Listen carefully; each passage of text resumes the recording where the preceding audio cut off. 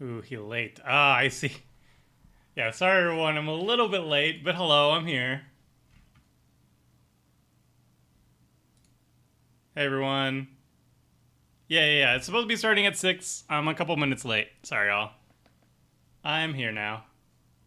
Hopefully you can all see me. Hey. I don't know how. I think it's only a 10-second delay on the stream too, so we will find out together shortly.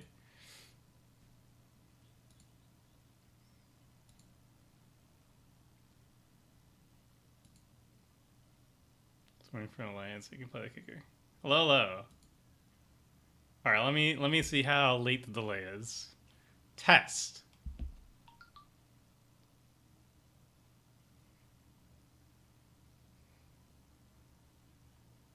About 10 seconds. Perfect. That's what I want.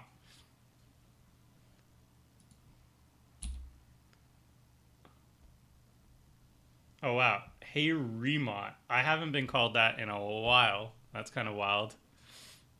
Uh, yeah, yep. Hey everybody. Old man timer. Hello. Ready to stream today? No, I just had to get I had to get prepared for the stream. So I'm gonna be hydrated with all my water, and then I also got my coffee. So I'm ready to stream. I'm gonna be sufficiently energized with the caffeine. As you know, I am an old man, so I need the boost, especially when it's this late in the day. So hello everybody. Welcome. I'm just gonna tweet out that we are live.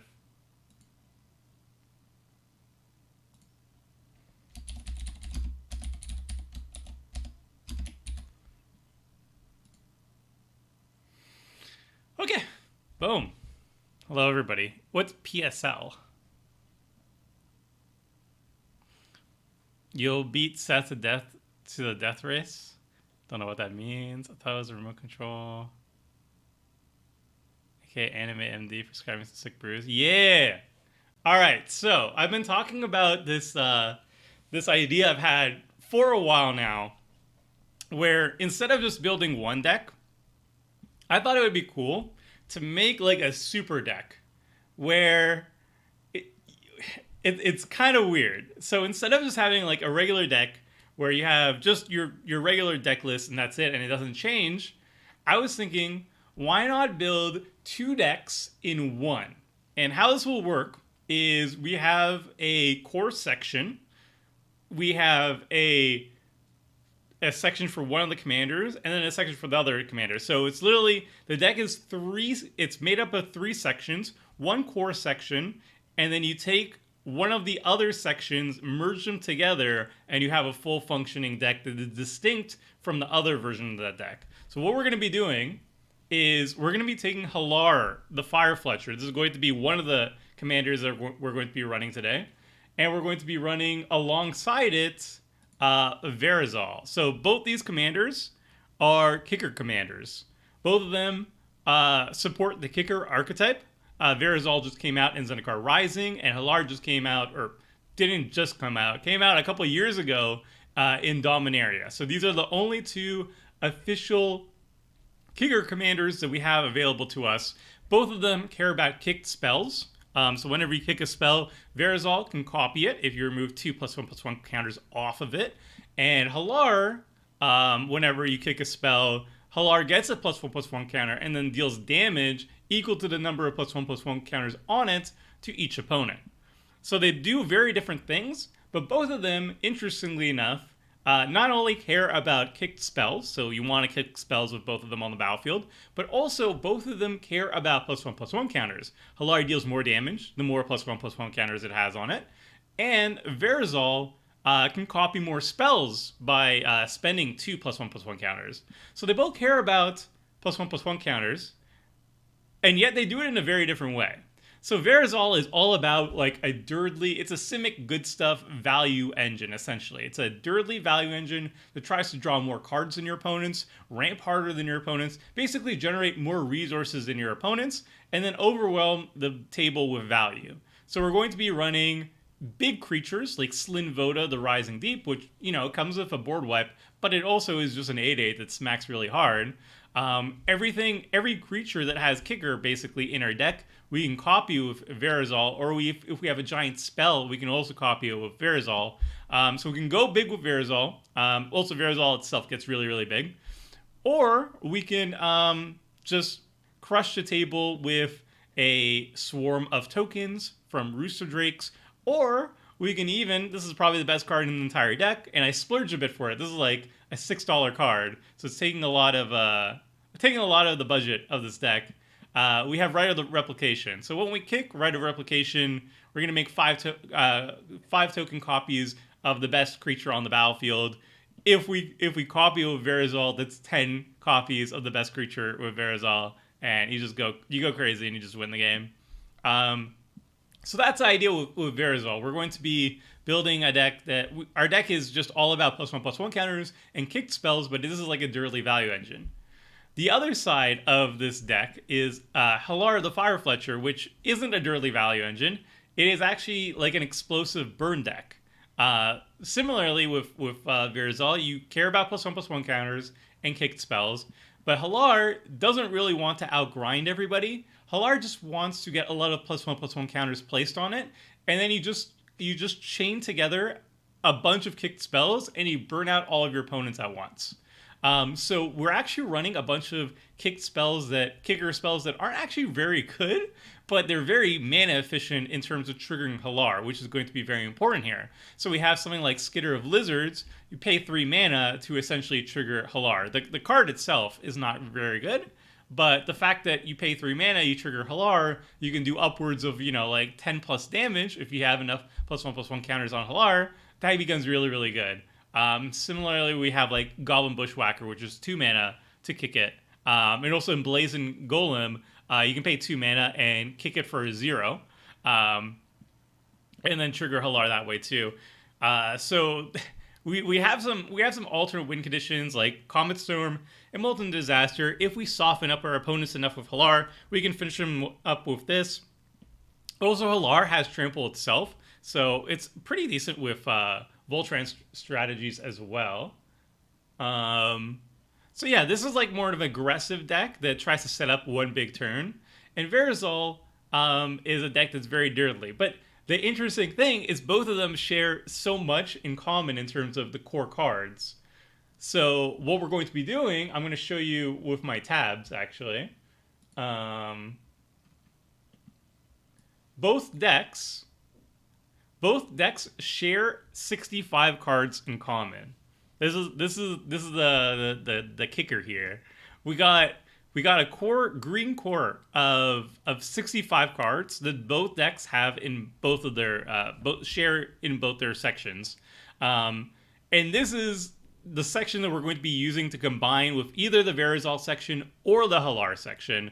And it basically, the green core is more than half of what the deck is going to be like, and it supports all the kicker stuff and all the +1/+1 counter themes, and it has just a bunch of also some just like the generic good stuff in a green deck that you want to always have, like Nature's Claim, Cultivate, Once and Future is really solid too here actually. Chimera's Transformation has all those good things going on for it. And both decks really want to have all these cards. So that is the core. And then we're going to combine it with, if we want to play Verazol, there we go. Kind of messed up. Boom, all right. Then we can combine it with the Verazol section. What happened to chat?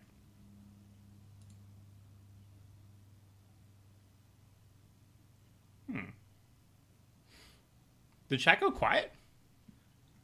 I don't know what happened. Make a message if you can hear this. Weird. Oh, okay, cool. People are just quiet. Cool. All right, so thank you. All right, so we have the green core. If we want to play Verazol, we take this green core section and we combine it with the Verazol section. The Verazol section it combines the final 35 cards to make 100. It has Verazol, and then it has primarily just the blue and Simic cards to make a full deck list. So we have cards like Thieving Skydiver that steals stuff. We have Coralhelm Chronicler, which is a great looter in the deck. Just super efficient removal of Trigon Predator. Fathom Mage is really, really good with +1/+1 counter themes, draws you a ton of cards if you can put additional +1/+1 counters on it. Sphinx of Lost Truths, again, good card draw, good board wipes. A lot of really good kicked spells in blue, actually. And then obviously Rite of Replication is the best of the best. And Twinning Staff is kind of interesting. It doesn't inherently fit with Kicker, but it really goes well with Verazol, because Verazol is all about copying spells. Twinning Staff is a really efficient way of getting an additional copy when you ever copy a spell. You also get Roost of Drakes, which is like really good token generator, and then just like really good card draw. So this version of the deck, the Verazol version of the Kicker deck, is all about value, drawing tons of cards, ramping a lot, and just, controlling the board until you can just drop something big enough to win the game, like Rite of Replication. Then the other section is the Hallar section. Boop.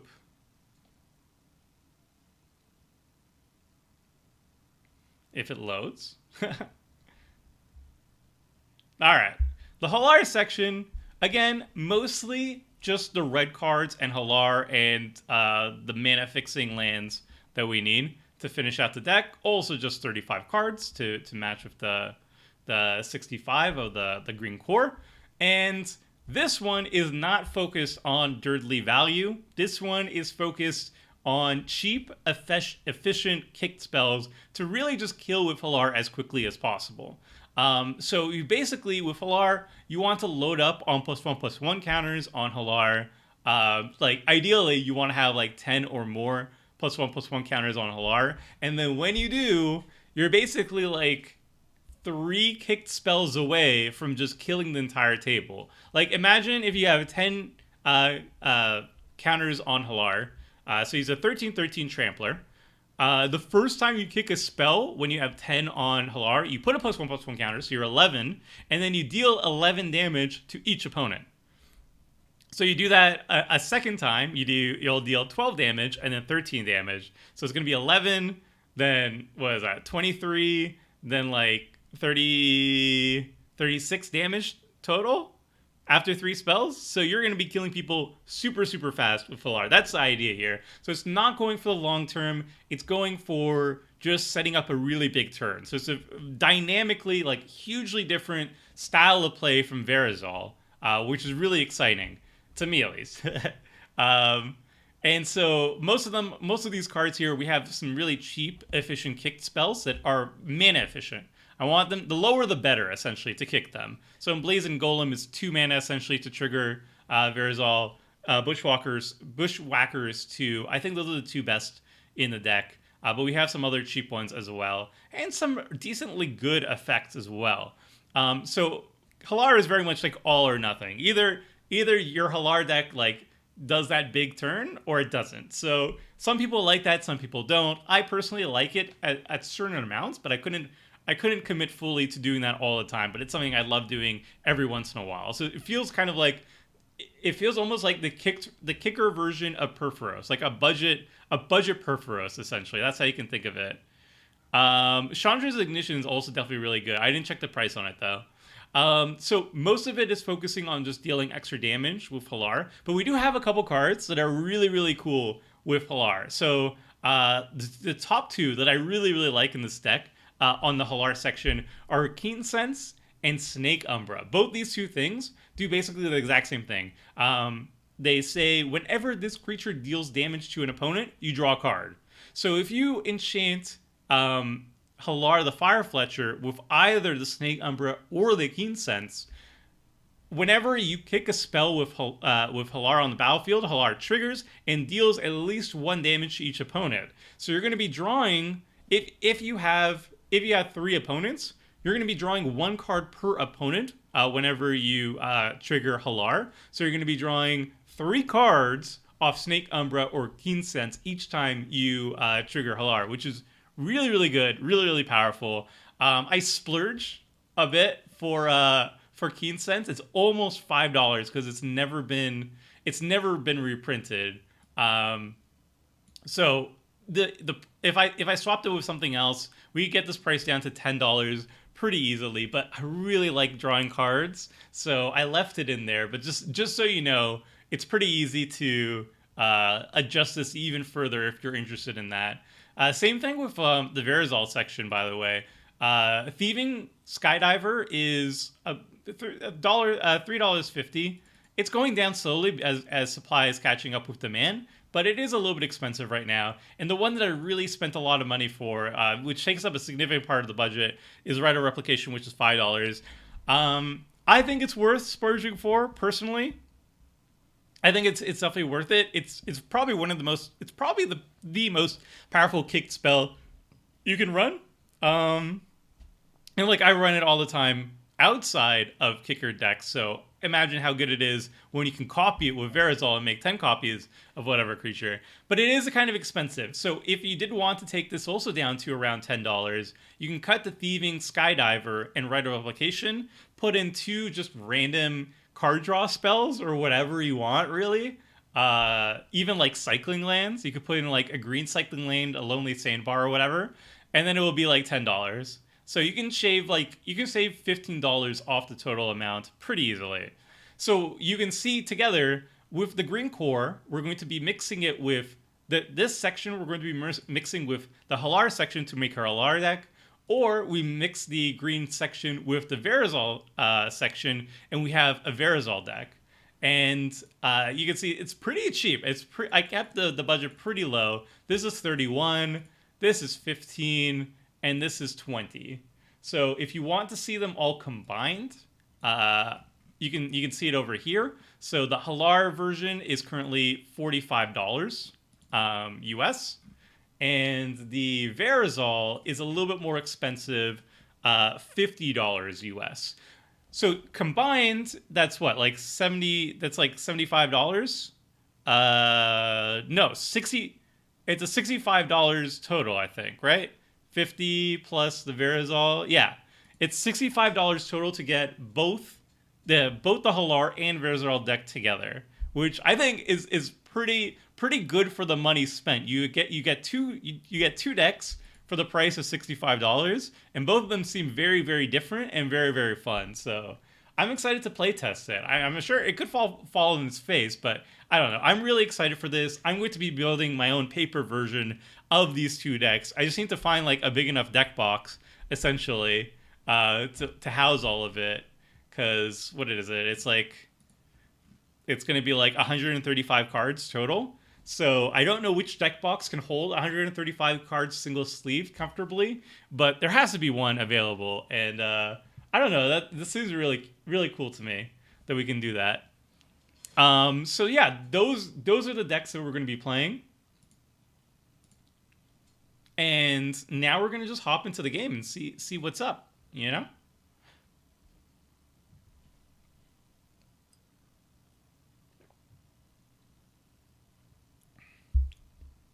Is there a link to it? I can link you.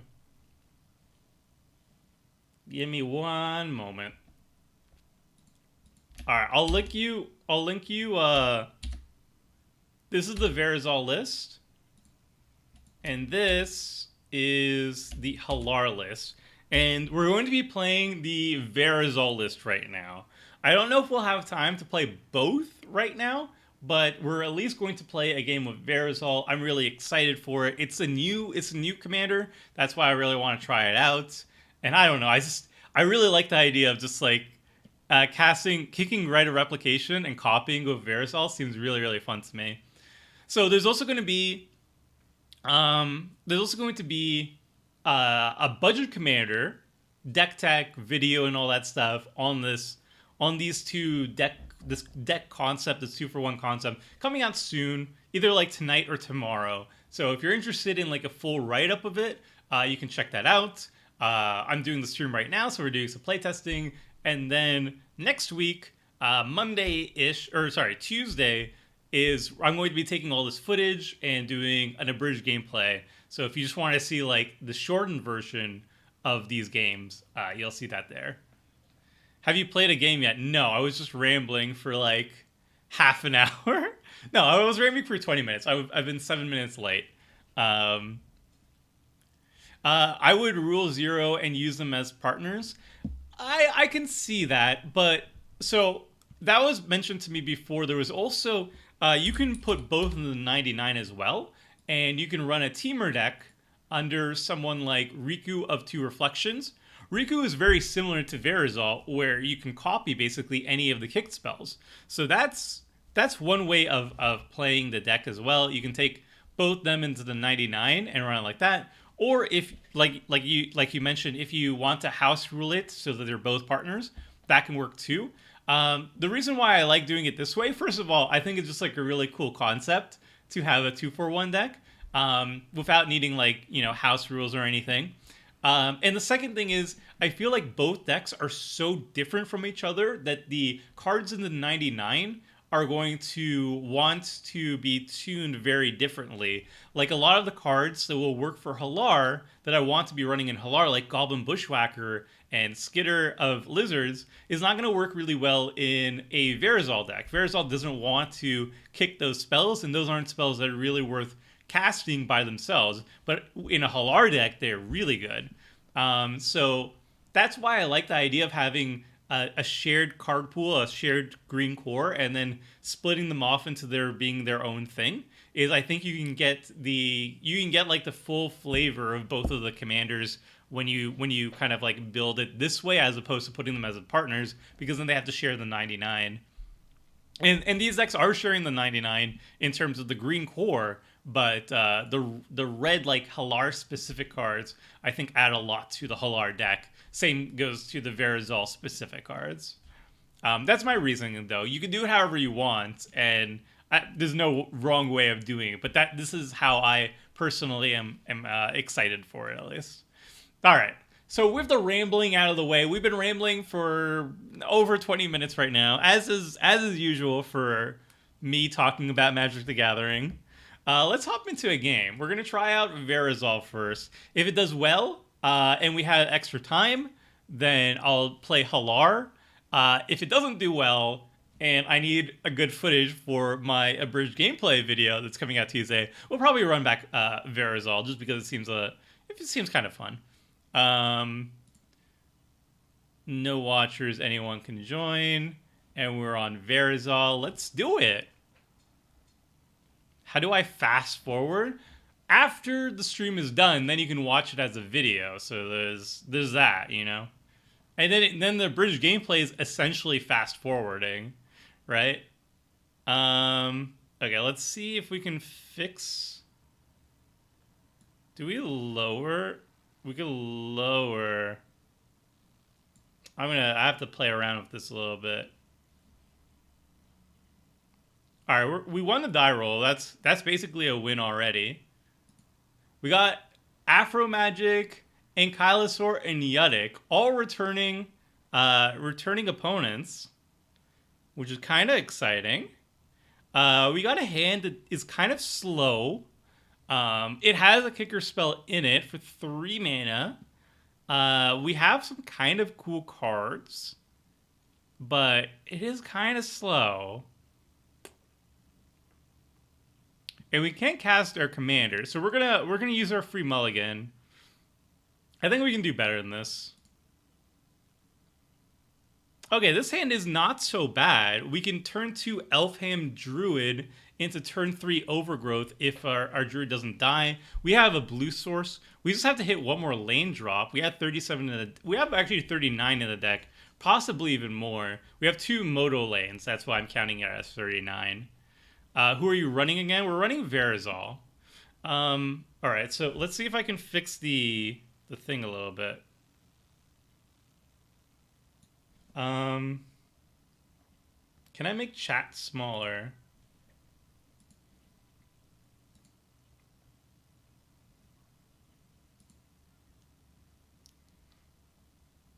Actually, you know what? This is probably fine. Actually, let me make the overlay a little bit smaller.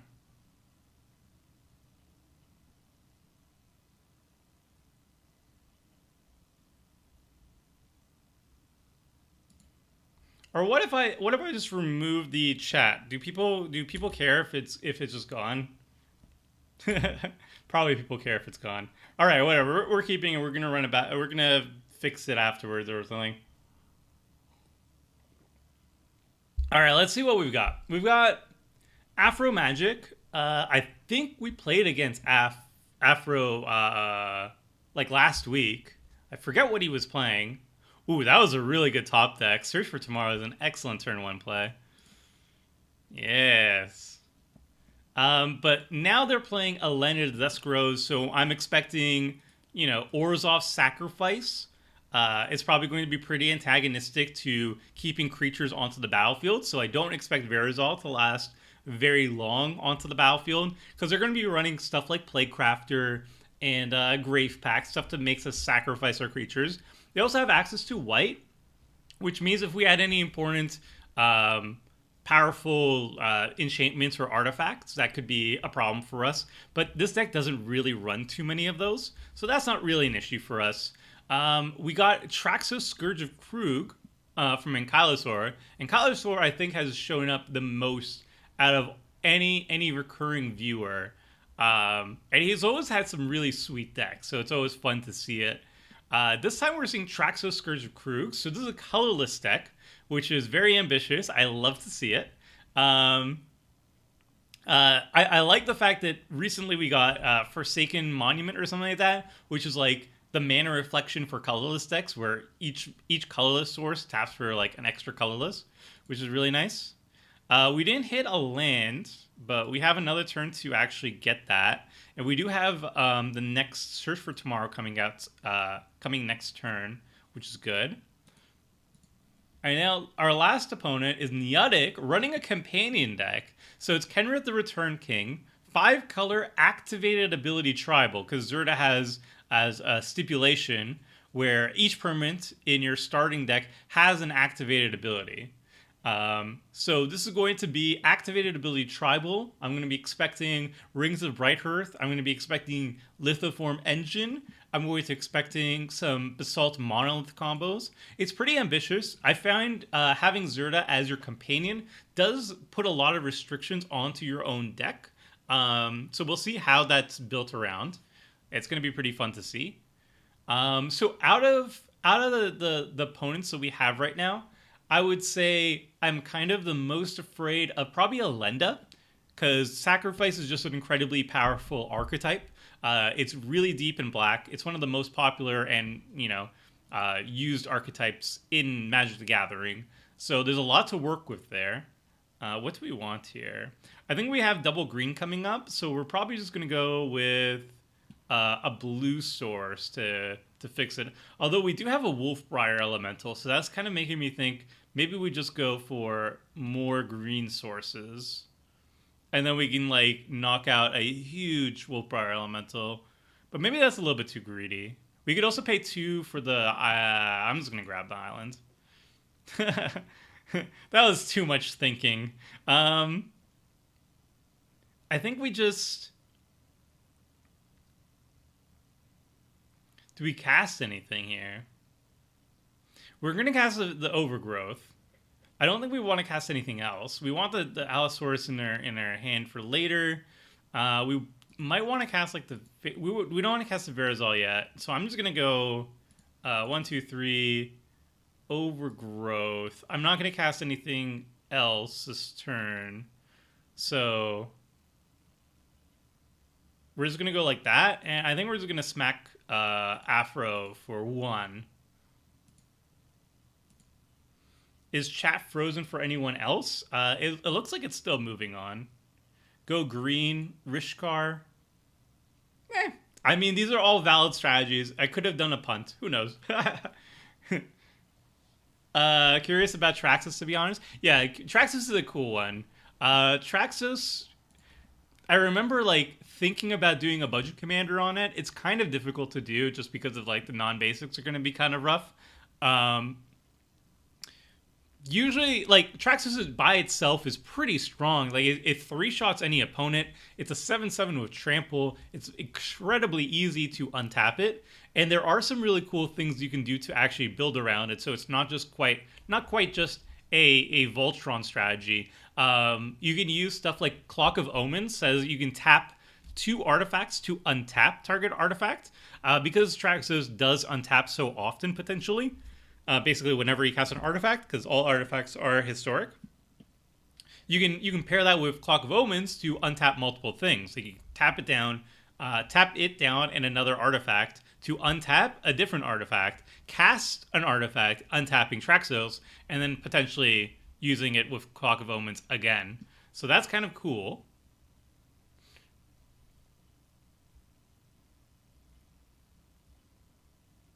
Wolfbriar is going to be sick? Yeah. Yeah, it will. Yeah, Traxos of the new legendary colorless artifact seems good. So there are things you can do with Traxos to take advantage of its untapping shenanigans, but more importantly, it's a 4-mana 7/7 with Trample, and it can 3-shot opponents just by itself. So that's already pretty strong. I'm not too afraid about Traxos. It really depends on like how busted, how much money they're willing to put into their cards. It can get busted, obviously, if you're running like all the strongest mana rocks, you're running like Mana Crypt and everything. But for the most part, I don't expect it to be too scary. I think I'm going to be I'm going to die to Traxos now because I said that. I think I'm most scared of Elenda and then probably Kenrith. Kenrith decks are just always usually strong, even despite having a significant restriction here. We could just fade away.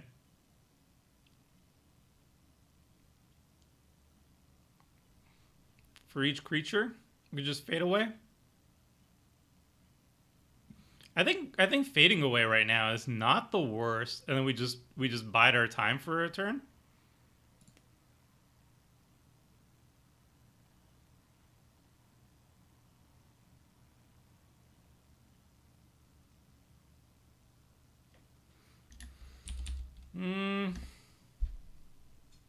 Traxos about to get a draw the conscription. I think that's going to be still a bit of time away.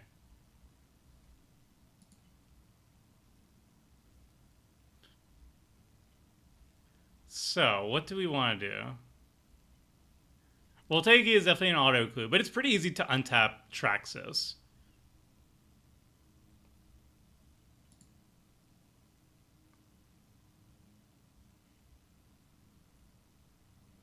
I think what we're going to do is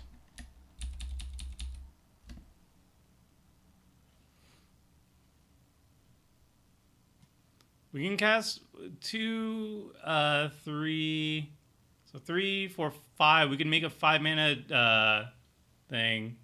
Yeah, I think I'm just going to go for Fade Away. So let's Fade Away here. You may pay up to 1. I'm going to pay the 1. We get to guild 3 things, which is not bad. Beginning of your end step, if a permanent you control left the battlefield this turn. Huh. It's not their end step, though. We do kill 3 things. Fade Away is such a good card. I did it on... I highlighted it in a previous video that nobody watched, but you can see even like a 3-for-1 is pretty solid, right? Have you played with Hallar yet? I have not. I haven't played with Verazol yet either. This is my first time. Oh, so they ended up sacrificing a Waste and a Forest. So they really wanted to keep their Traxos and Grenzo on the battlefield this turn. So respect for that.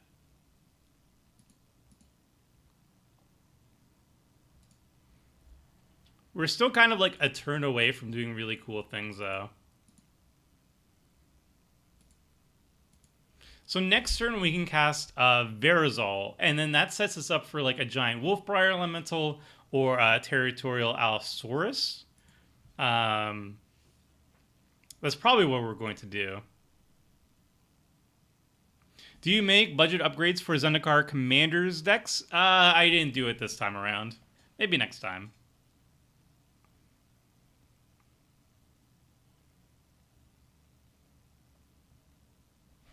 Oh, still waiting for me.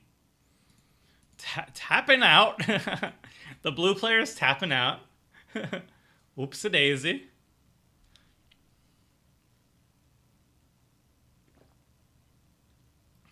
So the painful thing here is that Traxos is probably going to get upset that we got they did sacrifice a waste, so they really want Traxos to stay on the battlefield this turn. Might be that we're just going to get smacked for a whole bunch of damage. So in this situation, Fade Away is like a weird edict, yes. They have the option to not sacrifice the creature. They can sacrifice a different permanent, which two of our opponents have chosen to do. But I think it was still worthwhile to do because we didn't really have... I was kind of hoping for like Traxos to bite the dust or something, but what can you do?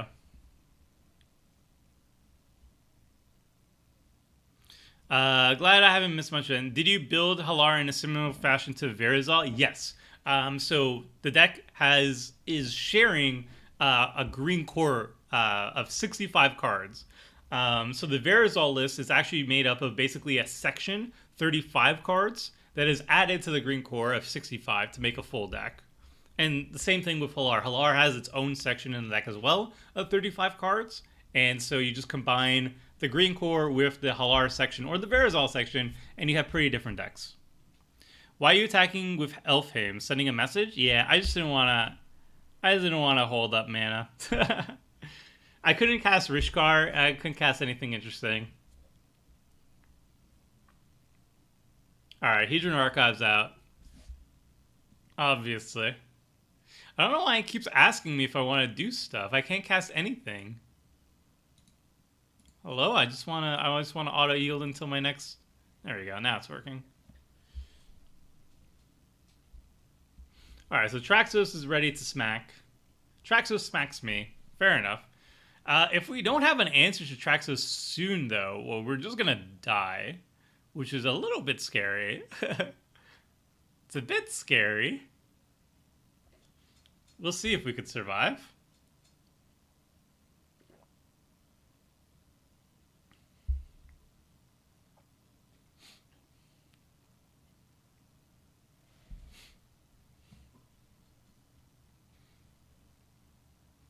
Alright, Afro's being attacked by Grenzo. Grenzo's online. Legion Archive, best card? No, man. It's actually pretty decent in colorless decks, though. Because colorless decks, the cards you really want to be ramping into are Eldrazi. So this taps for 2. This takes you to 6 mana all by itself, usually. That's not bad.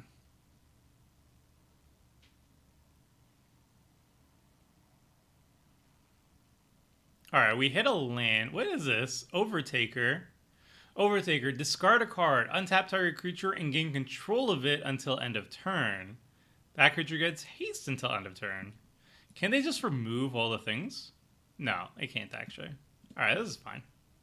But I guess maybe there's a sacrifice thing going on. You can steal a creature and then sacrifice it, maybe? Whatever.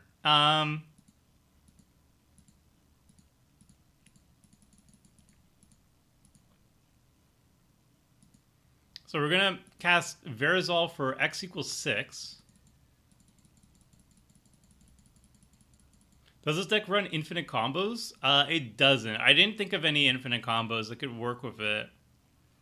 Unfortunately. Wait, why is it an 8/8? Did I have extra mana? This has to be wrong, right? Why does it have 8 things on it? For each mana spent to cast on it. That has to be a mistake, right?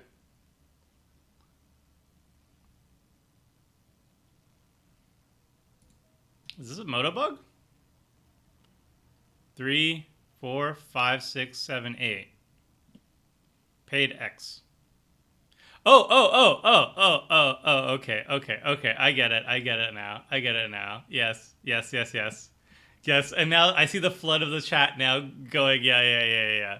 It's 8 mana total. Okay, yes. Yes. I figured out like a split second before chat points it out to me. Oh, the horror. See, it's good to... This is why playtesting is really important, everyone. You can understand what the cards do. Well, at least we have a blocker for Traxos at this point. It is big enough to block, which is good. I am happy with it. It includes tax. Oh, that's insane. I like Verazol a lot. I think this is a really good deck. are a really good commander. It's not like in a powerful commander, because kick spells in general are mostly like a draft archetype. They're not super pushed. There are a couple cards that are really good, like Rite of Replication being the biggest one. The Skydiver Thief is a really good one too. But in general, they're not going to be too insane. I think next turn though, we're going to just go big with a Wolfbriar Elemental and see what happens.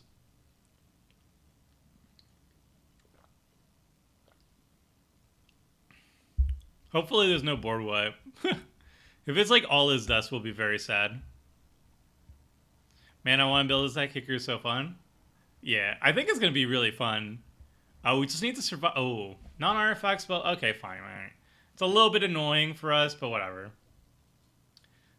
We make one less Wolfbriar token, but we're going to make a lot this turn, hopefully. If it survives, we're going to be a big ol' Wolfbriar Elemental, which I'm really excited for. How many chats are there? You streaming on Twitch also, or is my chat bugged? It's only on YouTube right now. I'm hearing some people saying that chat is delayed or something for people. I'm not sure what's up with it. And have the bell icon checked and failed to get the notice. See, this is why you have to hit the dingle dangle.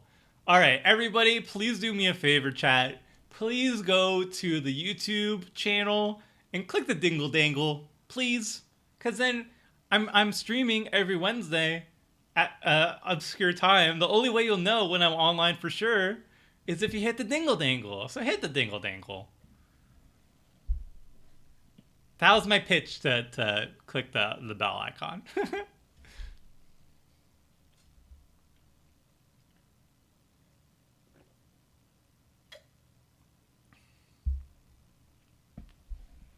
Hey, Tomer, what is your favorite planar chaos commander? Oh, that's a good question. I can't think of them off the top of my head, though. Because I'm not familiar with all the planar chaos commanders. All right, we actually got there, by the way. So, discard a card, untap target creature, and gain control of it. Can they mess up this thing?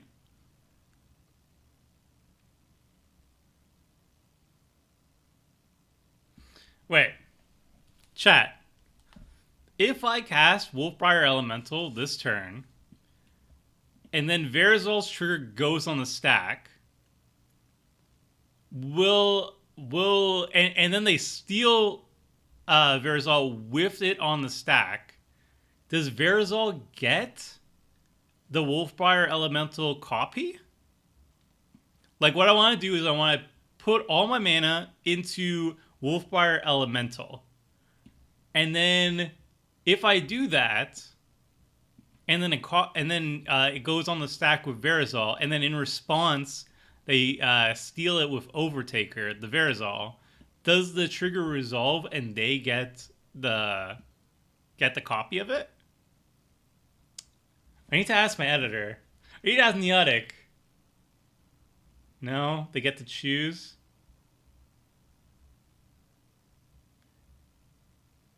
All right, we're just gonna try out for science. We could just get like completely blown out, but we're gonna try it with science. Let's do it, chat. Let's do it. No. Control Z.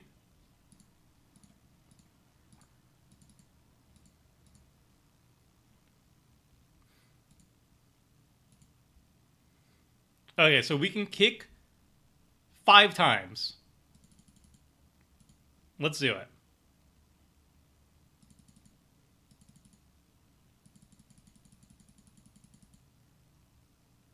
We can't kick it for 5 times. Did I just do the math wrong? What is this? 4 and then 5. What? Cast a multi-kicker. Okay. Multi-kicker.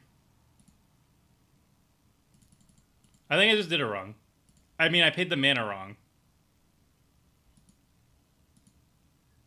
What? Oh, Loathsome Golem. Right. Okay. Chat, what would I do without you, chat? I would just punt all day.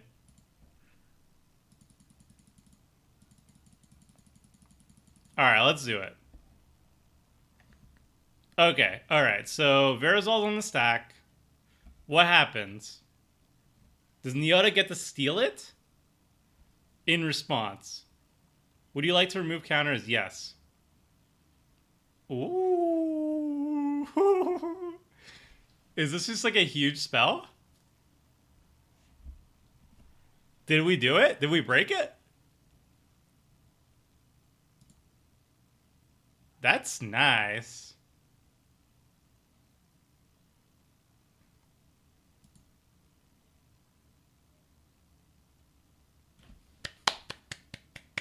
I like this. I like this a lot.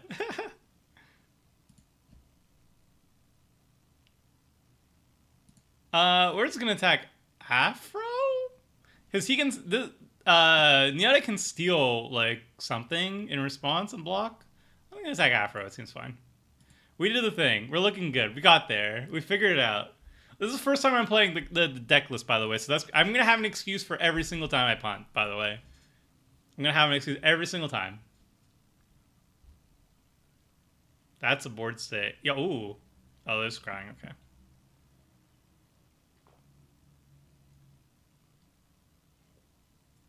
All right, we're caffeinated. We're ready, boys and girls, and those that lieth betwixt. Hey Tomer, why hasn't there been an MTG Goldfish version of the upgrades for the new Zendikar? Because I've just been doing other things. I figured that like other people have already like jumped in on like the upgrade bandwagon at this point. Like I used to be the only person who was doing the $20 upgrade things, but now big YouTube channels are doing it like way ahead of the time that I can do it. So I figure like at that point I'll just focus on other things, I guess. I don't know. If people really want them, then I can go back and do them. But it feels like the time for that has passed. I'm just like a month late on it. Tomer is lazy. No, man, it's not because of that. I can do any. I have time to do things. It's just like, how do I want to budget that time?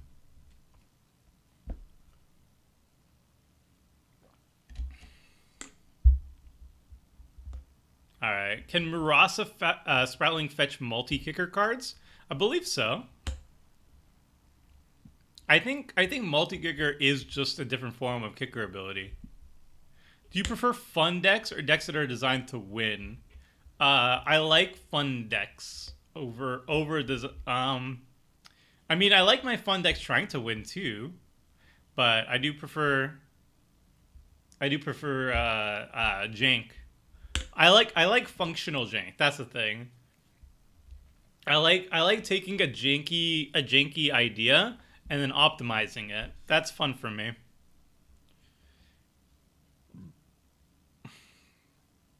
Just got to do it better than them. I think I can do it better, but it's just like it will like if a deck gets released and a video is already up for it the day of because they got it before like weeks in advance, then it kind of like takes the wins out of my sails, when I'm trying to do it myself afterwards, because it still takes me at least a day. So that's all. It's not like other people do a bad job.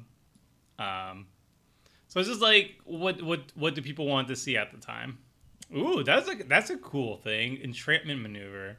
Target player sacrifices an attacking creature.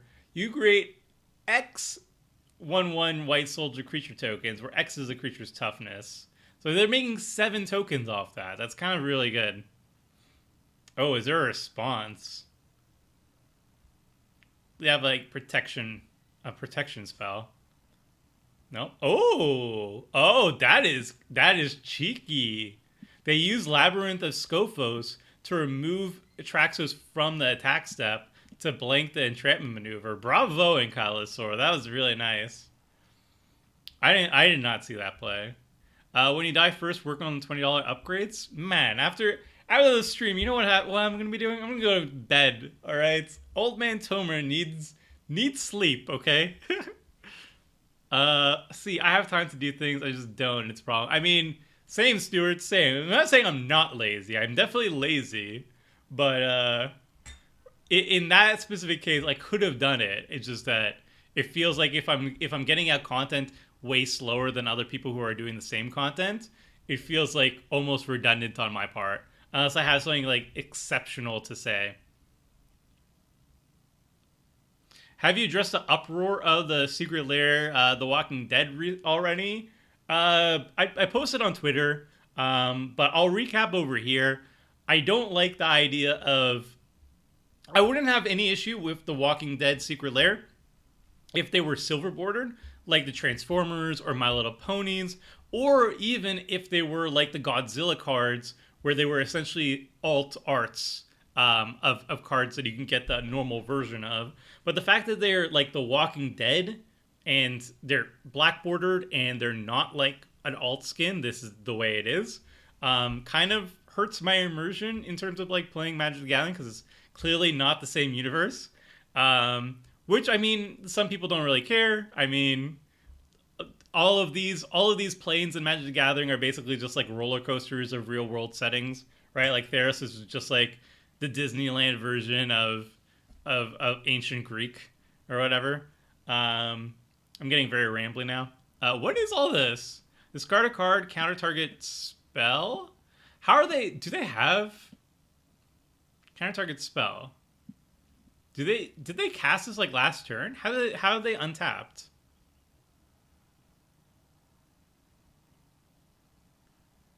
Why? Hmm. If I cast a good spell, they're just gonna.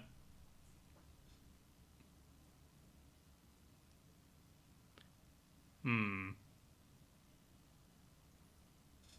Counter discard a card, counter target spell.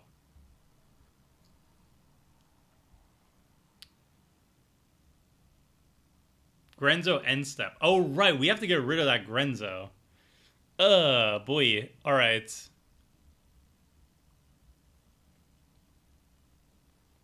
So if we cast a good spell, they're gonna have to tap down to stop some of it.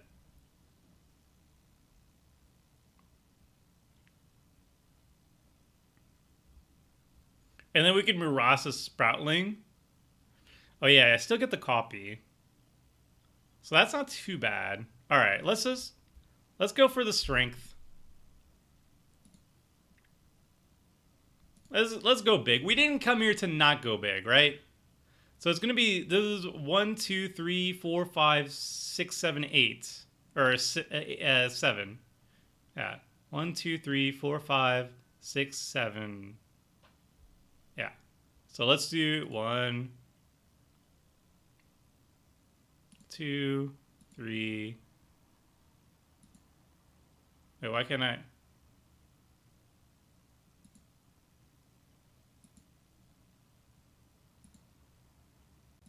What is this?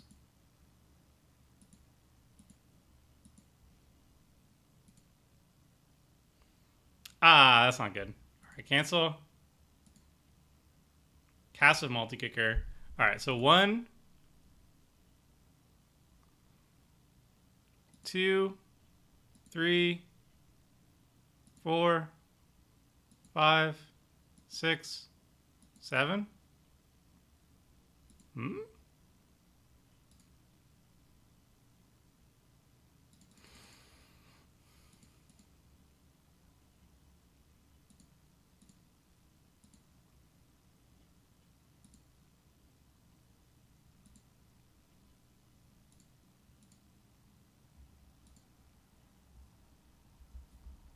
Let's do it like that. Maybe that's fine. Whee! All right, let's do it like that. Does the quality make it impossible to read the cards for anyone? What's the quality of the stream? Is it below 1080p? Maybe you can change the quality setting on your side?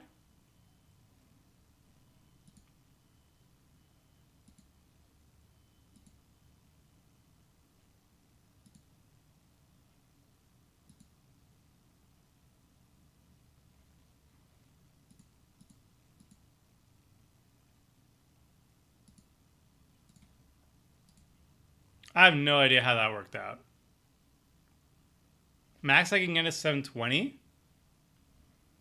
I think 720 might be the limit. I'm not sure.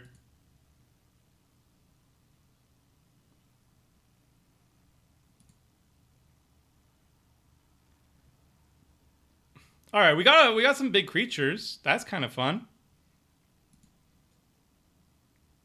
I didn't do the thingy properly, but it's fine. All right, let's attack like that. 1, 2.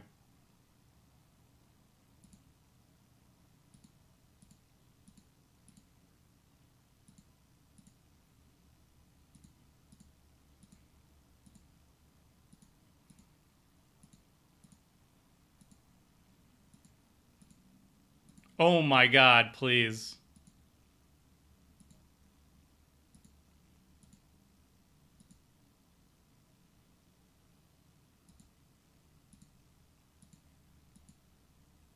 We'll keep these back, actually. It's a block. You know what? We'll keep some of them back to block. Alright, we'll do it like this.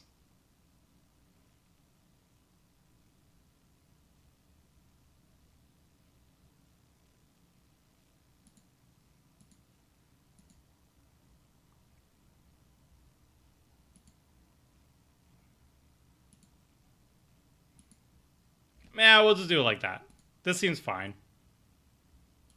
I think the issue with reading the text is also because of the font plus compression. Sometimes even watching the recorded Commander Clash, it can be hard to read IMO. It shouldn't be 720. That's an oopsie on my part. I can probably fix it in a future stream, but yeah, if it's 720 maximum, that's not great.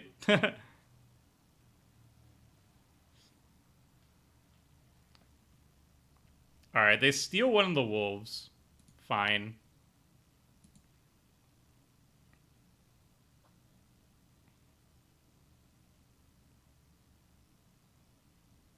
We definitely didn't attack properly, but I wanted to have some blockers just in case we get hit. Because there's like a Traxxas and the Lodestone Golem.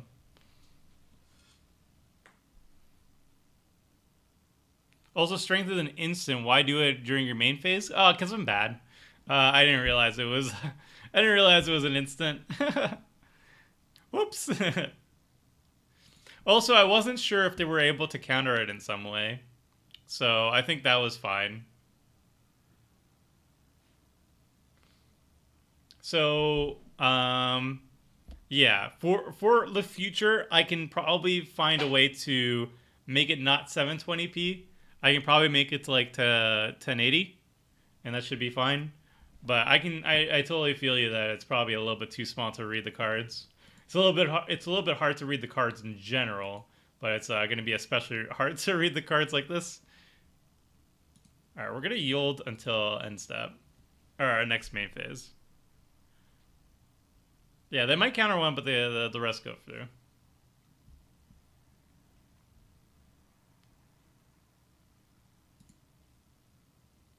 Activated Tribal has some weird cards, yeah.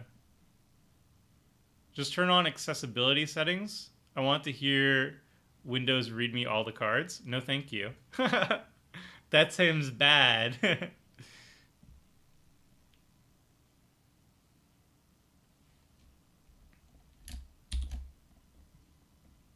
We'll take a pick, though. That was pretty funny.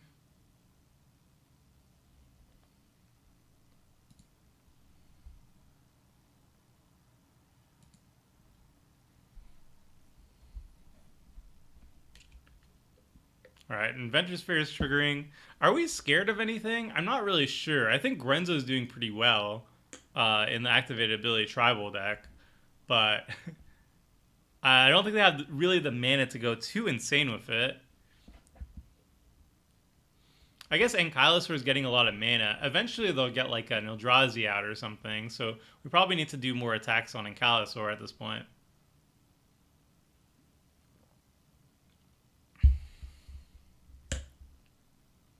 The card only counters creature spells. Oh. Oh. Oh. Okay, that makes sense now. I see.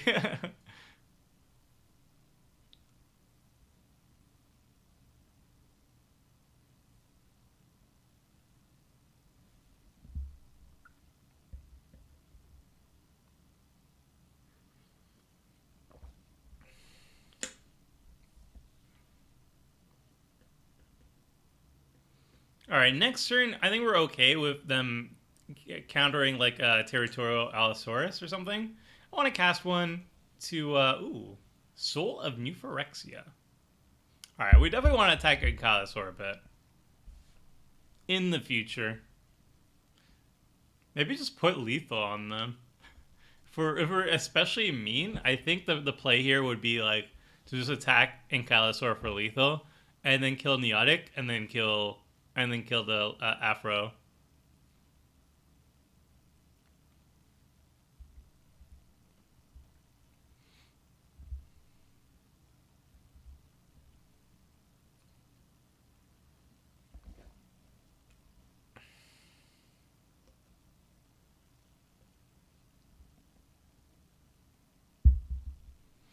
All right.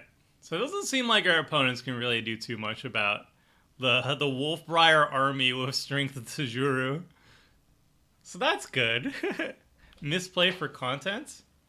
I mean, I don't even have to do it for content. I just do it, you know? All right, let's kick this. Cast with kicker.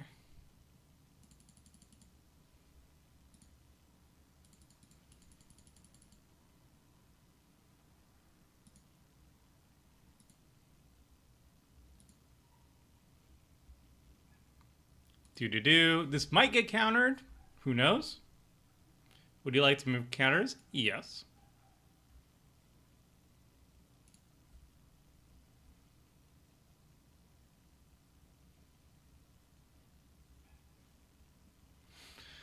Okay. Okay. Let's get rid of.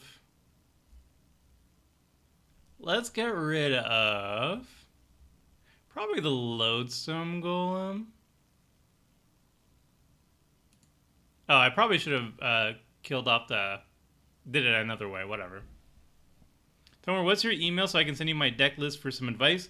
Tomer@mtggoldfish.com. You can send it there for advice. I usually respond to like deck advice thingies. I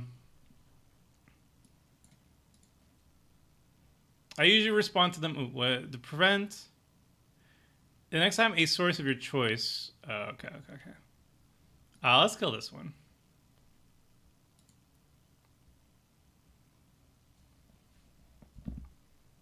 I usually respond to like deck inquiries like over the weekend. If you were wondering. Oh, Heroic Intervention. Perms you control gain hexproof and indestructible until end of turn. Well, I guess that doesn't mean they're probably going to live this turn, but that's fine. Fine. We'll just attack elsewhere. Let's go like this. Can't really block. Okay.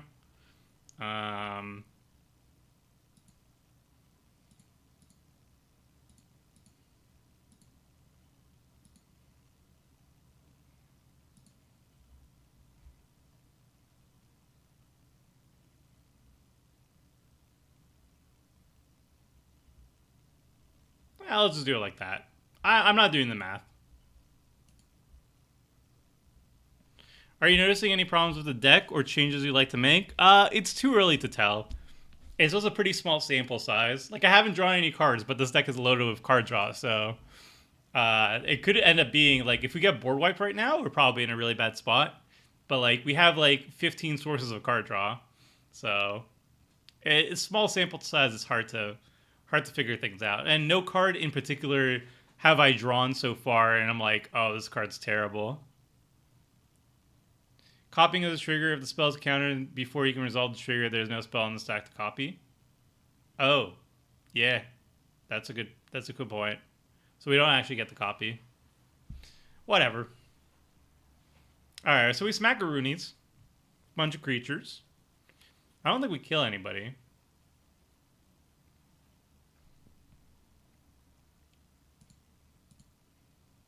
Do you think they'll ever add Commander to Arena? They said they don't have plans because it's not like coded. They'd have to code in multiplayer, and I don't know if they can.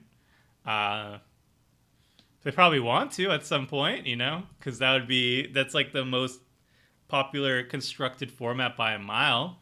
So maybe someday. Can't wait to see the Hallar switch. We'll see. If this game goes by very quick, then there's a very good chance that can happen. All right. Passing.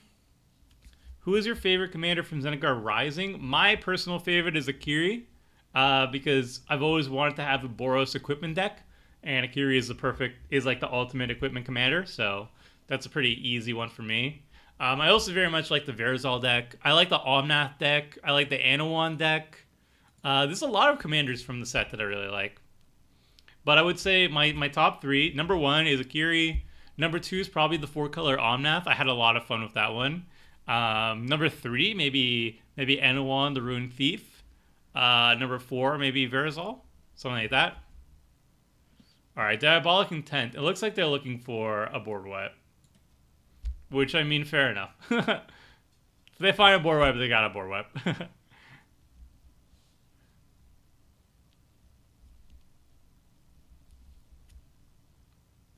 So far, I'm very impressed with Verazol. I also like that it kind of goes around the commander tax in a roundabout way, just because it does count all the total mana you spent to cast it. So if you pay 2 additional mana tax, you're getting 2 counters at least, 2 extra counters at least. There is a Merciless Eviction. Yep. All right, so that hurts. See, now the problem is that we don't have any card draw in our deck. We have or in our hand. We have 2 cards in 2 cards left in hand. So we really need to hit some card draw. There's a lot of card draw in our deck, so I'm hopeful, but we don't have it in hand right now. But that was pretty good. Oh, anyway, at this point, we had some good memories. Oh yeah, quality is stuck at 720. That sucks.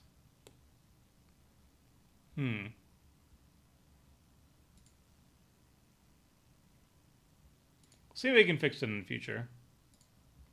It's that, or I would have to stop the stream maybe after this game. If people want, I can stop the stream after this game and just swap it over to like 1080. I don't know if that would bother people too much, though.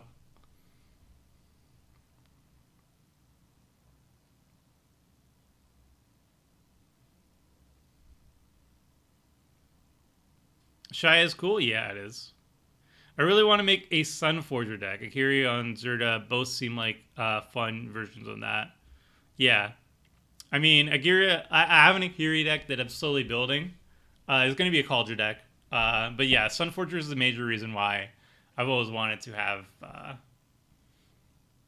it done that way.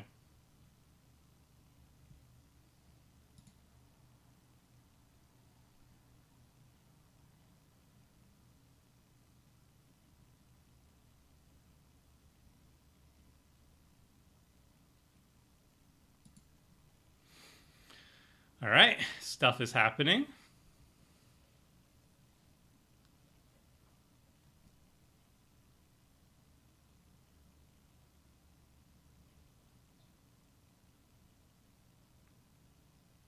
So how does the commander tax work with the +1 counters?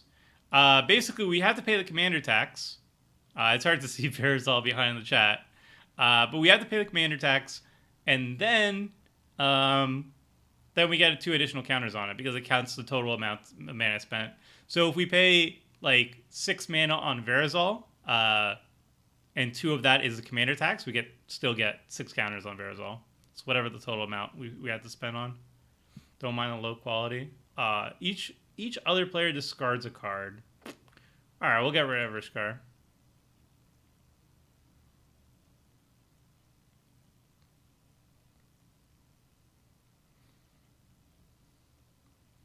All right, next turn, I think we're just gonna jam out a big ol' Verazol.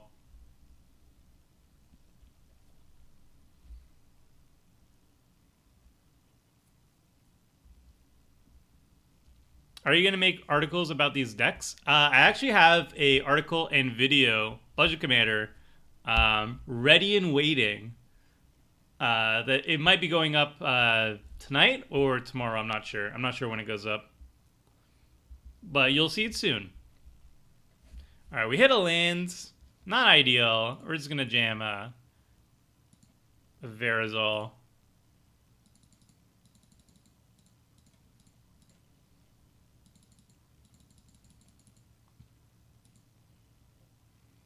Ten Verazol. Not bad. But if Verazol dies, we'll be in pretty upset. We'll be pretty upset. So hopefully it doesn't die. And if it does, then ouch.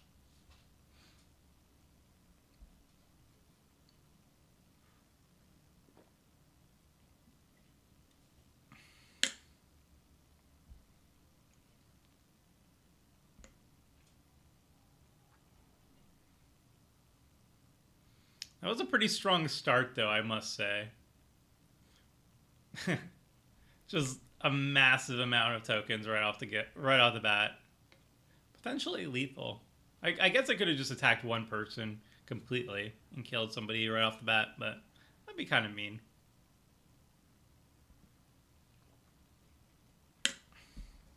So his commander attack ability is like Gyrus, yeah.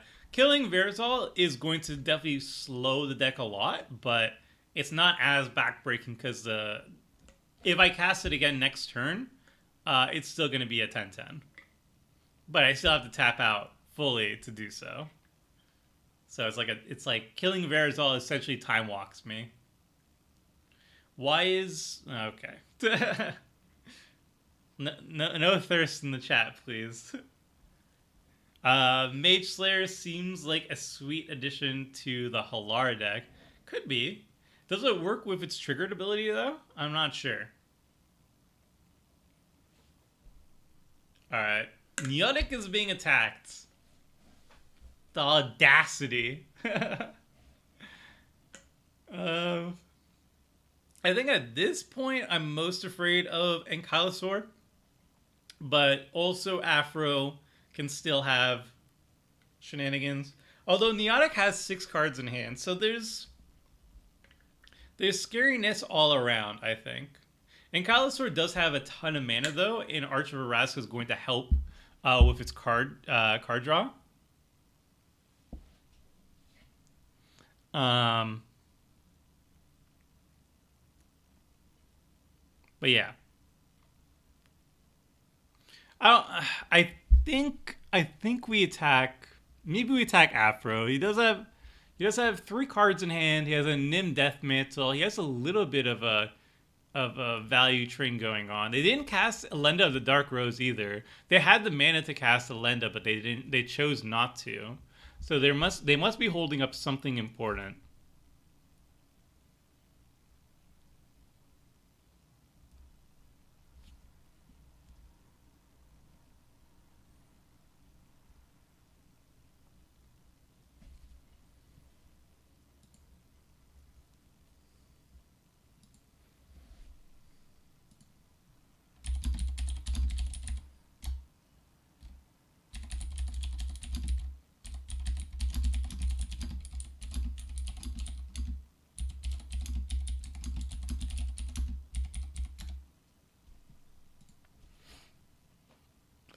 Okay, that's a Burnished Heart.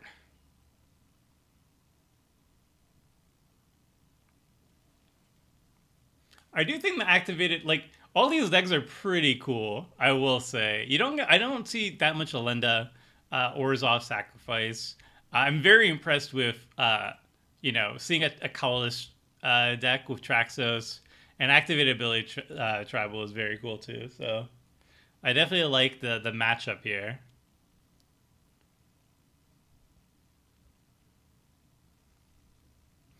Okay, we hit a Simic Growth Chamber.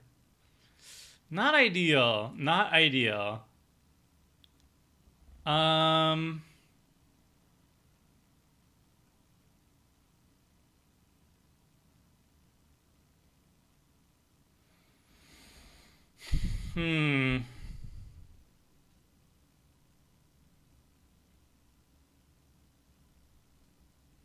We don't have any good attacks, is the problem. Like, if we attack Afro, best case scenario, we make them chump with a servo.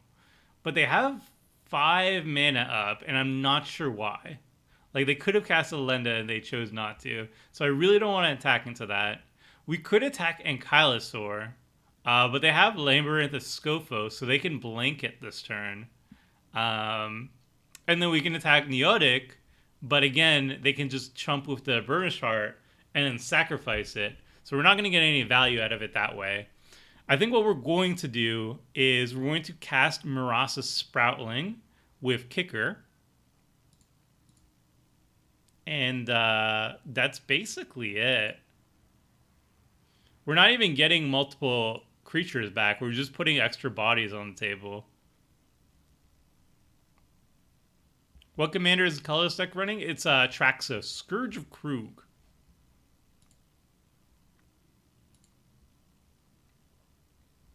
So this would have been sweet if we had additional kicked cards in our graveyard, but unfortunately they got exiled.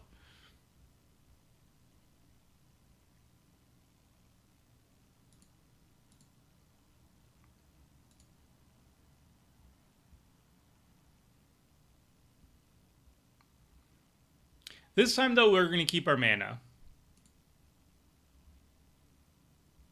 Wait, actually... turn off auto yields. Oh! Alright, maybe I could have cast Strings of Tajuri and brought it back to my hand. That could have been a good play, but I forgot. I should have, in response, cast of Tajuri. Or just cast of Tajuri and then return the Murasa Sproutling. That wasn't great. Oops.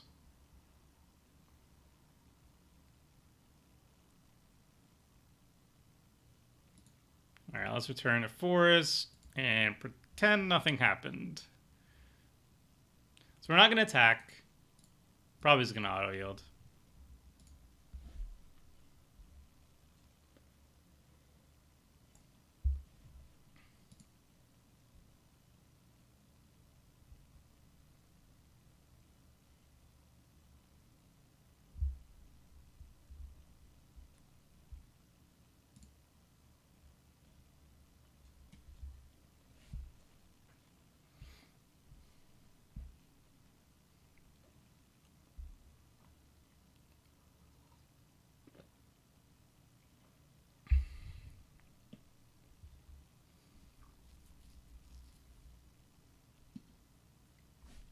So at this point, we really want to hit some card draw. That's what's going to keep us back and get us back into this game. We have a ton in the deck, but we need to find it.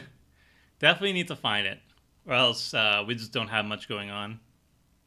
I guess we can kick Strength of Tajuru, and that's going to be pretty impressive, but...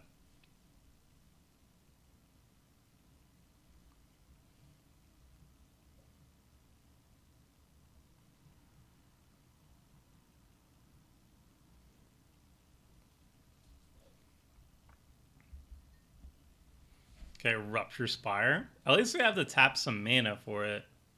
Confused. I personally wouldn't run Rupture Spire in a 2-color deck.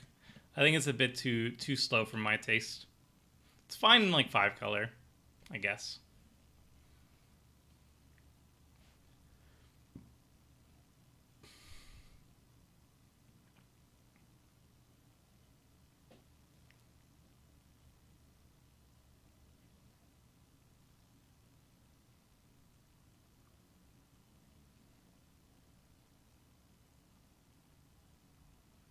Yeah, exactly. If I don't punt, then you don't get the Tomer experience. This is what you're here for, right?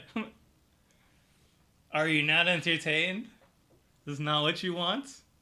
Alright, Inventor's Fair, grabbing something spicy. They do have a ton of mana, so they could find like some giant artifact spell. Hopefully it's not anything too scary, because I don't want to just kill out. Okay. I was going to say, I hope it's not too scary, but then it's Planar Bridge, so okay. Do they have enough to cast it, right? Oh, yeah, they have enough mana to actually activate it.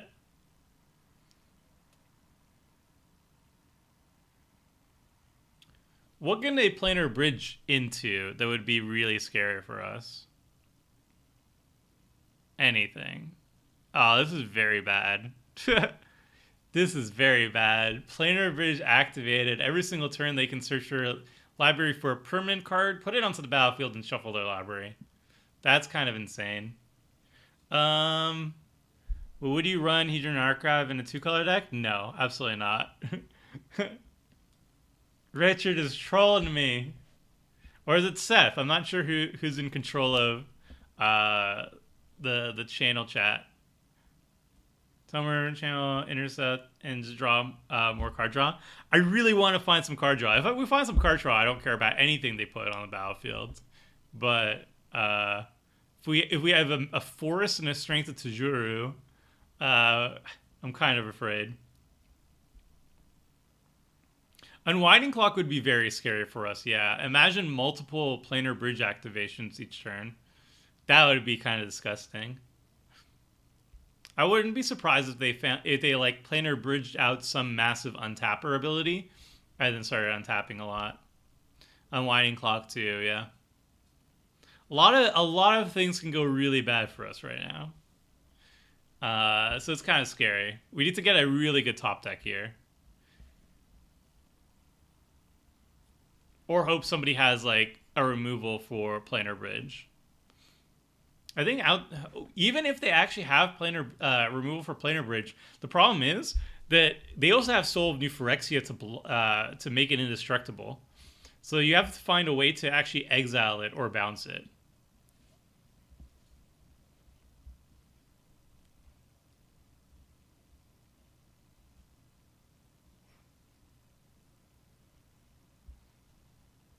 Strictly better than Sissy's Ring? I mean, you're not wrong.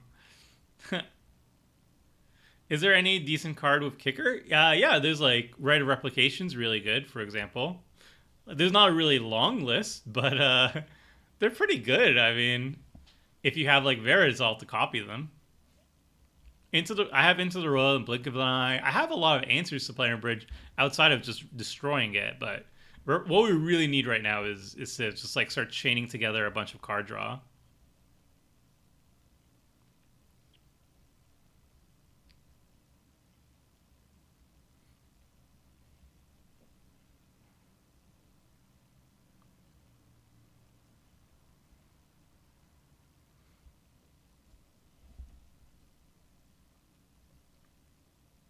Do you play the Skyclave Relic in this deck? I do.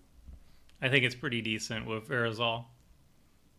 I think a lot of Kicker cards are decent with the Verazol, though.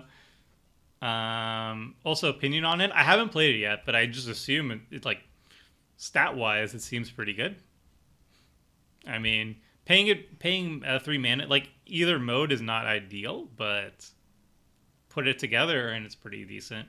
In the Kicker deck. I don't know if I'd be running it in a lot of decks outside of Kicker.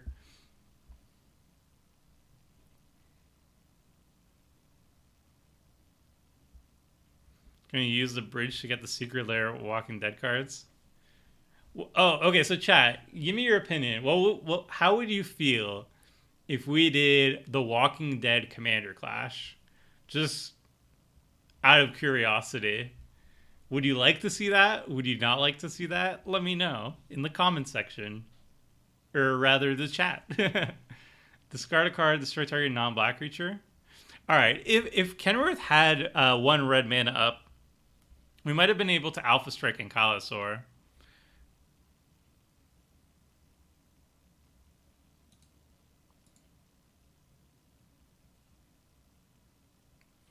But unfortunately, Neotic actually tapped out. I think that would have been the play though. If we cooperated with Neotic, I could have strengthened to Jurud. Oh yeah, Unwinding Clock. Yeah, that's gonna be pretty brutal. I don't know if we beat this.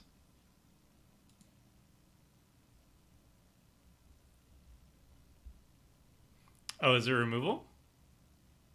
Please say there's removal.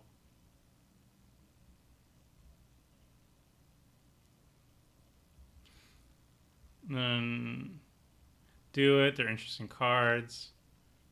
I don't think rules can. Oh, thank goodness. Oh my goodness. All right, that makes me happy. Phew. Um, good job, Afro. Interesting cards. Like so disappointed. Man, it's okay. Chat Wars. No, no. Conflicted. That's gonna be an interesting thing to make a poll of. Ah, we didn't hit. We did not hit the land. We did not hit the land. um. Oh boy, I'm not sure. We can't Alpha Strike Traxos. We can't Alpha Strike into Traxos. This also doesn't untap our stuff.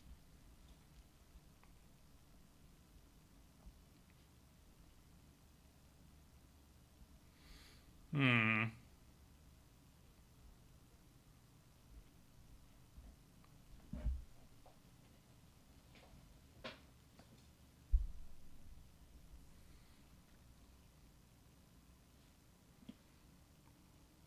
Discard a card, destroy a target non-black creature. It can't be regenerated. That's all our things, though.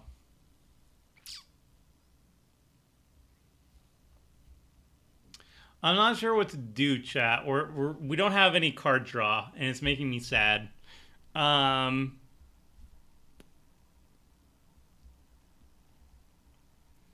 I mean, I could probably... I can't kill anybody, right? Everybody has enough blockers to survive. So I'm probably just like end of turn, probably casting Strength of the Juru. Yeah, we're just gonna pass. We don't have any profitable attacks, and attacking will only leave us open to attacks. Is there a good kicker card draw spell? There are some. Can I think of any off the top of my head? No. But I'll link you the thing. You can I'll link you in chat while we're playing.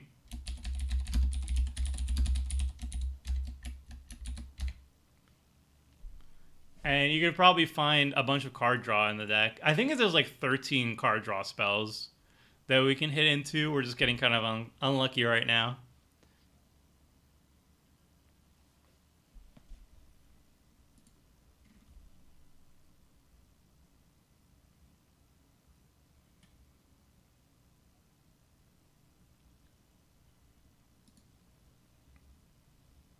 I bet Seth removed the card draw before the game started. That would be very Seth-like to do. Alright, they're doing a little engine thingy here. You know, they're sacrificing Elenda to the hidden stockpile, which will then let them get it back with an Death Mantle. So they get to scry and make some tokens each time they do that, which is kind of cool.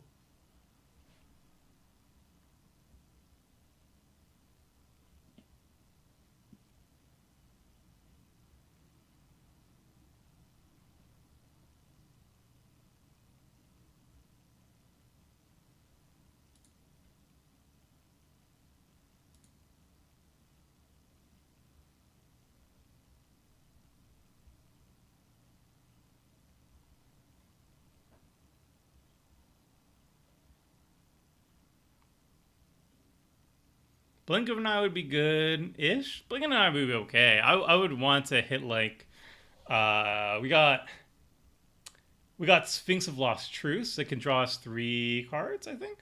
Draw 3 cards, yep.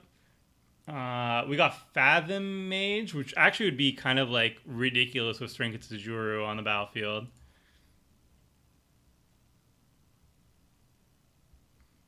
Yeah.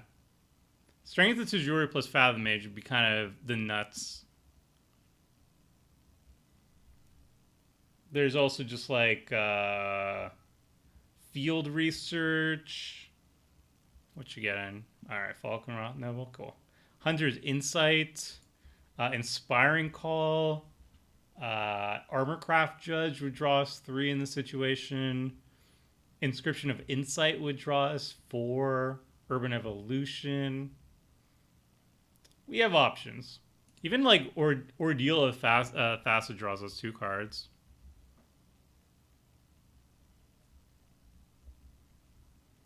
Yeah, if we hit any of those, we'll be in a good spot, and then we'll probably chain them together too. Like if you draw 6 cards, the chances are of you drawing another card draw spell is gonna be increased. So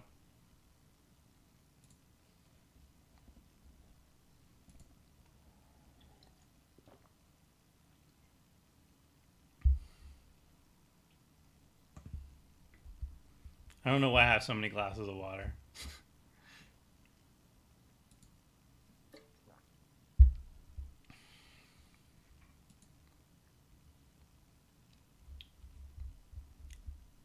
So yeah, game plan here is to just draw cards.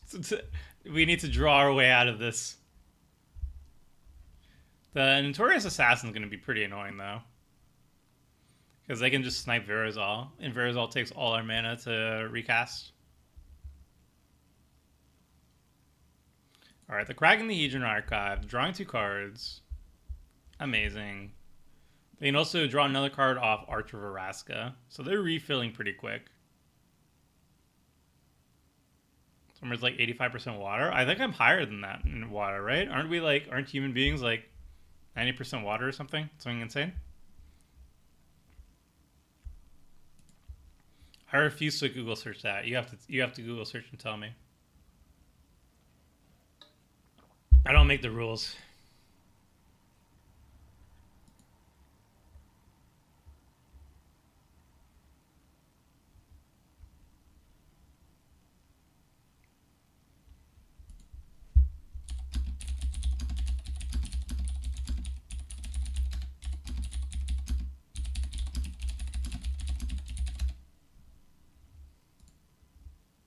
Wait, can I change my stream output in game? I cannot.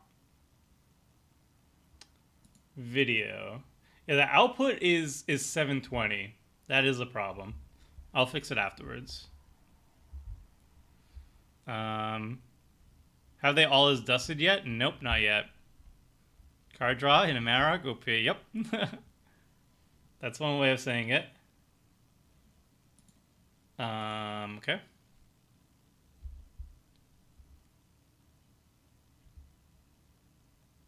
Up to 60% of the human body is water. Alright. Well, close enough. 60, 90, who knows? Alright,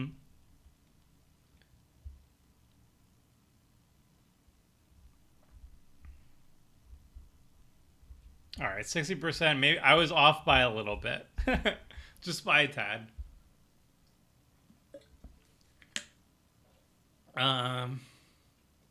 Yeah. So our game plan right now is just strength to Juru, end of turn, and then just pray we hit some card draw and chain it together for insane card draw. Do you have Guardian Project in here? I do not. Guardian Project would not be really good in this deck because it's not too creature heavy. There's only 26 creatures in the deck. I'll give you my list though. This is what we're running.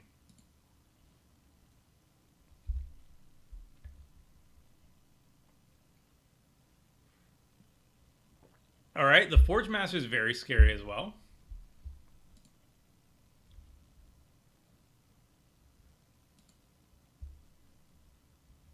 Forge Master is very good with the Unwinding Clock. So this is turning out to be a pretty efficient mono colorless artifact so far.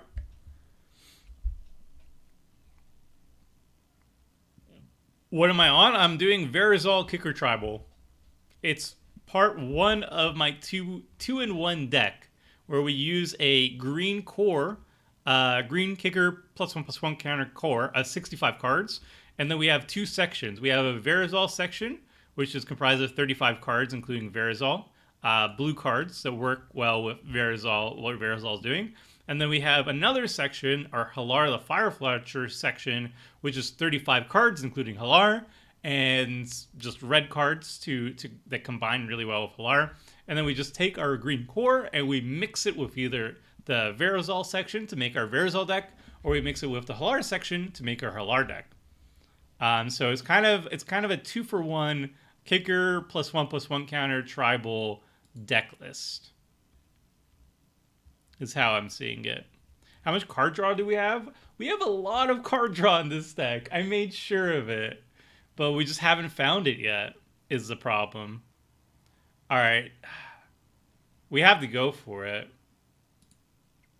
Cast of multi-kicker. 1, 2, 3. I think this is going to get a crossbow from the assassin, but we're going to go for it anyway.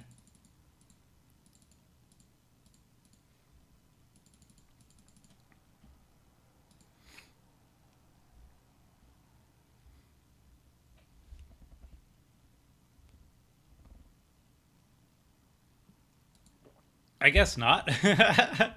I guess not. Do you want to remove the counters? Yes.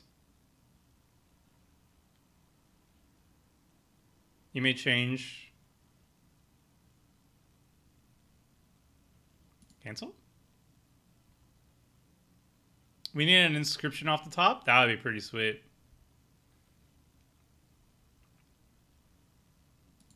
We need a something off the top. Hopefully not a land off the top. Our creatures are pretty big. If I could talk to Neotic, I would tell Neotic, hey, just give my creatures trample. We can deal with this or this, but cannot do that. Unfortunate. Come on, not a land. Card draw. Card draw, card draw, card draw. That's not card draw. Man. Yeah,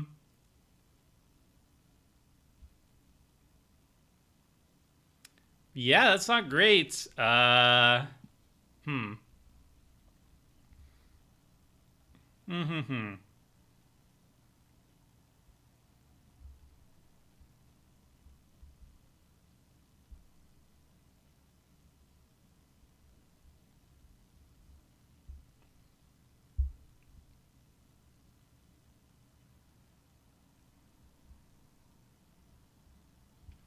I mean, we could start swinging. We're really not doing anything is a problem.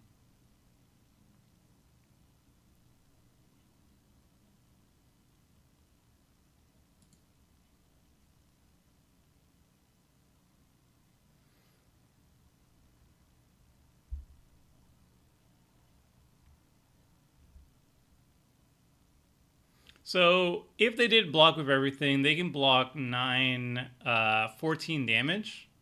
So we actually have lethal on them.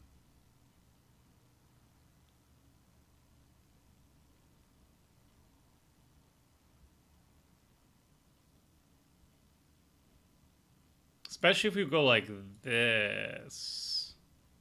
Remove target attacking or blocking creature from combat. So we're actually going to just do that. Boop.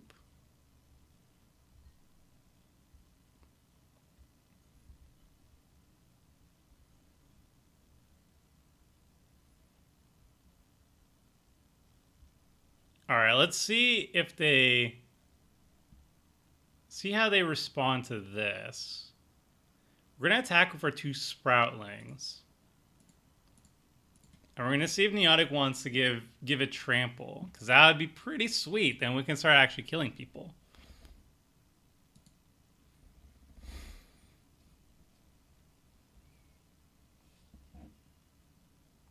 Thrashes and Crom drawn engines. Yeah, so I went over this earlier in the stream, but basically what you could do, if you want to do what I'm doing where I have basically like 2 decks in one, you could definitely run a Teamer General like Riku, for example, works kind of similarly to Verazol. And then you can run both Hallar and Verazol and all the kicker cards in Teamer in the same deck, which, I mean, totally works and is the most elegant way of doing it. But I think the reason why I like doing it this way is because Verazol and Hallar have a lot of very specific cards that they really like that the other one doesn't necessarily like in their sections. So Hallar will run a lot of like medium-ish bad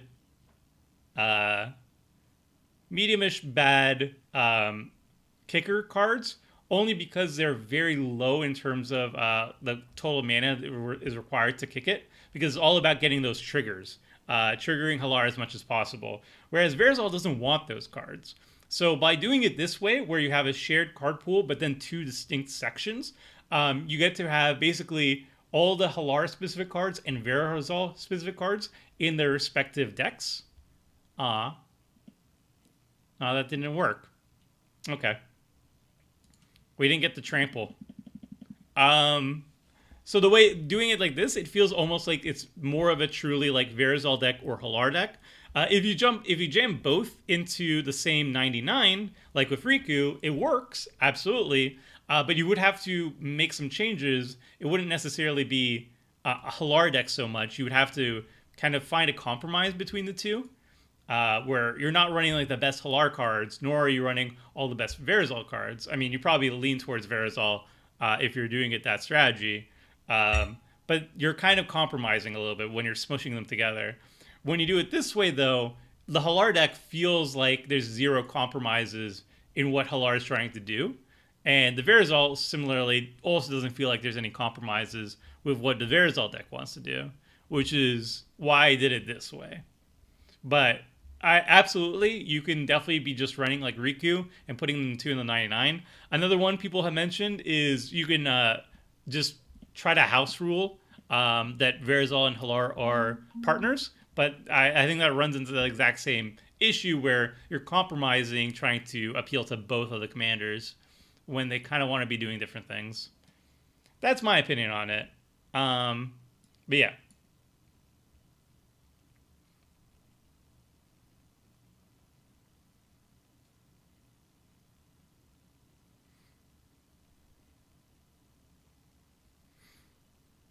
All right, there's some pinging going on. There's some sacrifice engineering going on. We still need to hit some card draw. Why not Animar? He reduces a care across the creatures. Again, yeah, it's just a different deck, right? You can go for Animar, but then you're leaning more heavily onto the kicked creatures, and you're not focusing so much on the kicked spells because they don't work well with Animar. So there's always mixing and matching going on. I actually, when I did the budget commander article and video, which is going to be coming out soon, either tonight or tomorrow, I actually specifically go over that because this has been mentioned to me before in the past when I brought this up. So it's definitely a popular approach, as people have been pointing it out to me. But it's not necessarily the approach that I'm going to be taking. I like this style. The only downside with my style is you need to find a deck box that can fit like 135 cards, which is going to be a little bit difficult. I don't know if like the Ultra Pro boxes or like Ultimate Guard boxes will fit 130 cards, so I might have to find something else. And the other part is that it might be a little bit clunky if you're doing a paper deck version of it. You'd have to disassemble the deck and split it apart to its green core and the Verazol or the Hallar stuff. So there is clunkiness involved to my version of it, but overall, this is the one that appeals to me by far the most, because you basically have two separate decks that share a lot of the same stuff. Yeah, the stream is limited to 720. That's something I'm going to try and fix after this game. If this game kind of ends kind of soonish, especially if we don't hit any card draw, which is making me real sad. If the game ends soonish, I'll do a game 2, and I'll probably just run back Verazol because I really like this deck. But not hitting any of our card draws, feeling very unlucky right now. I think we're just going to get outvalued at this point, unless we top deck something sweet.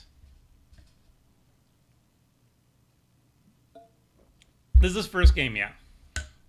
We are out of steam. We have been just getting lands, and we've found none of our card draw. And our other opponents all have their engines kind of set up, so we're definitely not in a good spot.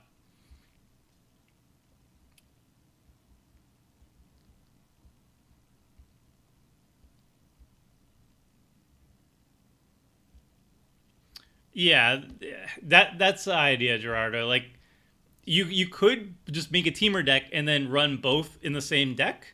You could either do partner or put them in the 99, but then you're compromising in terms of focus of what those commanders want to do. So yes, you could definitely like put them both in the same deck, but they're both decks. They're both commanders that want to do very different things with +1/+1 counters and with kicked spells.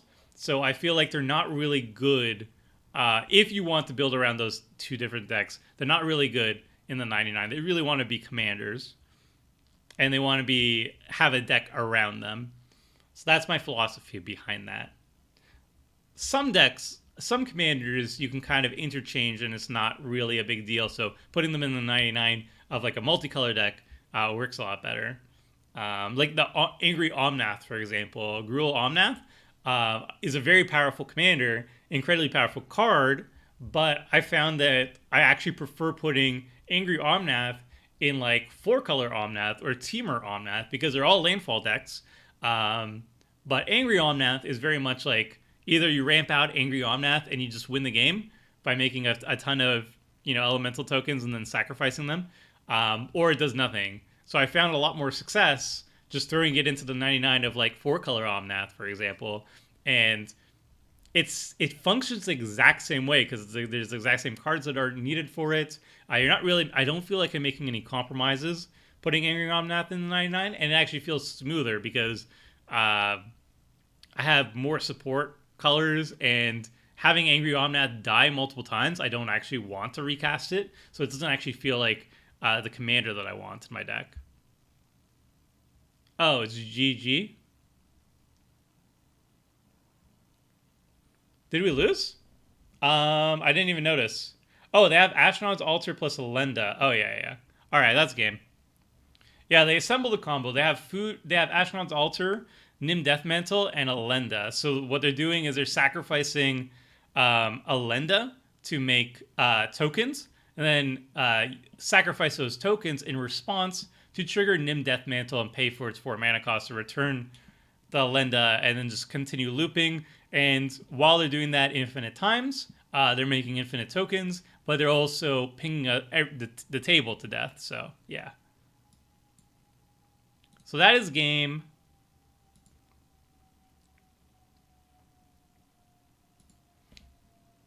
All right.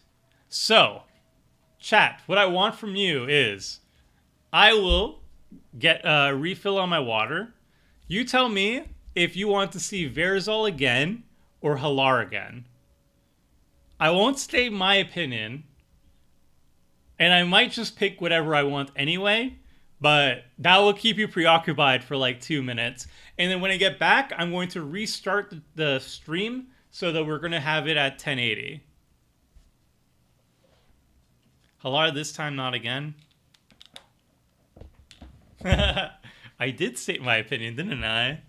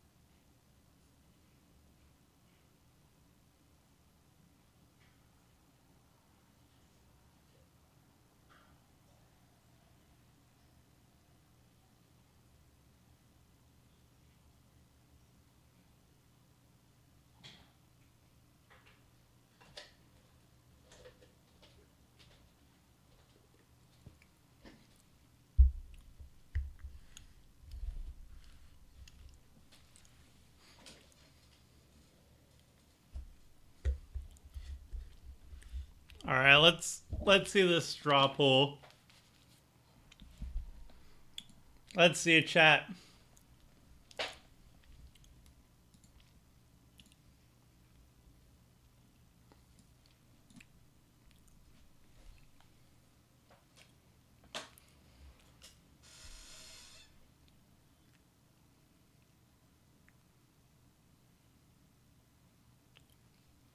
Vote, and ye shall decide. All right, we're going to be restarting the stream. I'm going to switch it to 720p. All right. Hopefully this doesn't break the stream though, because that would make me sad. All